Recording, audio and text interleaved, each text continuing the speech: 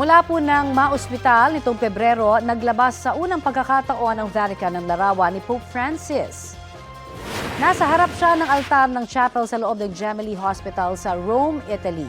Sa gitna po yan ng pakikibahagi ng Santo Papa sa banal na misa kahapon. February 14 nang maospital si Pope dahil sa double pneumonia. Wala siyang public appearance simula noon. Sa labas ng ospital, iba't ibang paraan naman ang pagpaparamdam ng suporta ng mga Katoliko. Ang mga bata nagtipon-tipon para mag-alay ng Hug of Hope.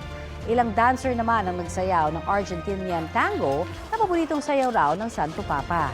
Bago naman simulan ang Rome Marathon na dinaluhan ng 30,000 runners, nagkaroon muna ng moment of silence para kay Pope Francis.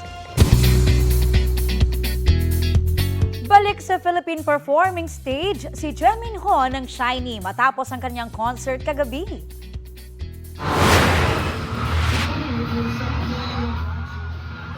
Yan ang pangmalakasang performance ni Minho sa Manila leg ng kanyang Min of My First concert sa Quezon City.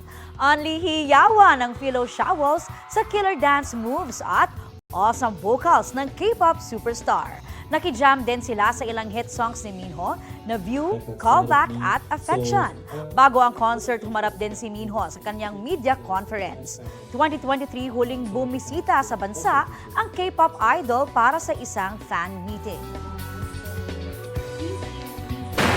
Hindi lang daw Mary Grace Piatos ang questionabling pangalan ng nakapirmang tumanggap umano ng confidential funds mula sa opisina ni Vice President Sara Duterte.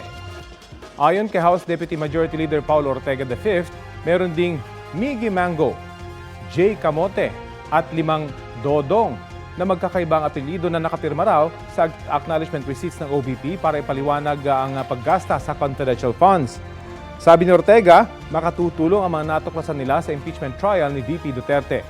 Dati pang iginit ni VP Duterte na walang mali sa paggasta ng confidential funds ng OVP at ng Department of Education kung saan siya ang dating secretary.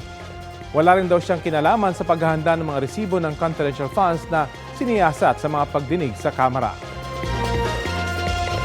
Kumuha po tayo ng update tungkol sa 3 Pinoy na nailigtas sa Cambodia matapos makaranas ng pananakit umano sa kanilang mga among Chinese.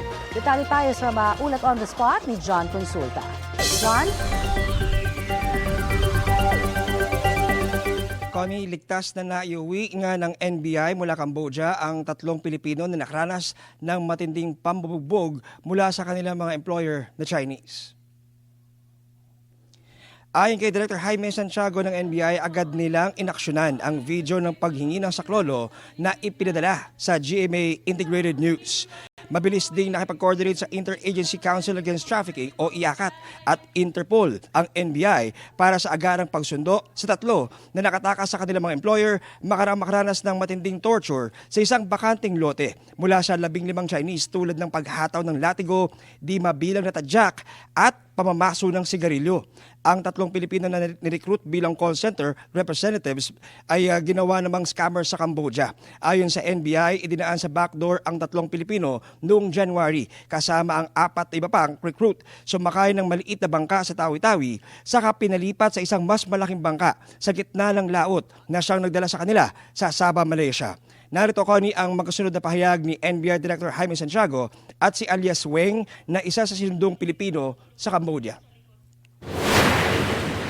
Sila po ay biktima ng mga scammers. Inaya sila magtrabaho sa Thailand para maging call center agents. But then dinala sila sa Cambodia at naging scammer sila. Una po, maraming salamat po sa Diyos sa pangalawang buhay po sa aming 3.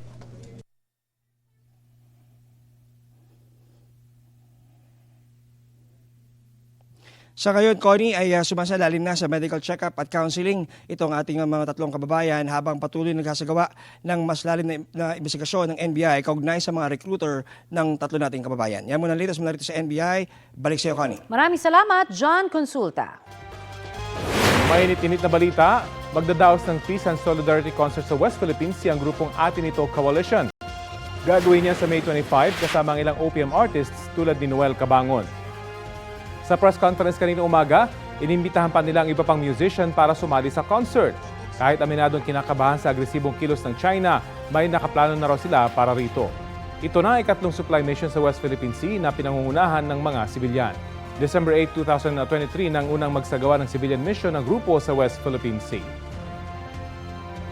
At ito po ang Balitang Hali. Bahagi kami ng mas malaking misyon. Ako po si Connie Season. Rafi Timo po. Kasama niyo rin po ako, Aubrey Carampel. Para sa mas malawak na paglilingkod sa bayan. Mula sa GMA Integrated News, ang News Authority ng Filipino.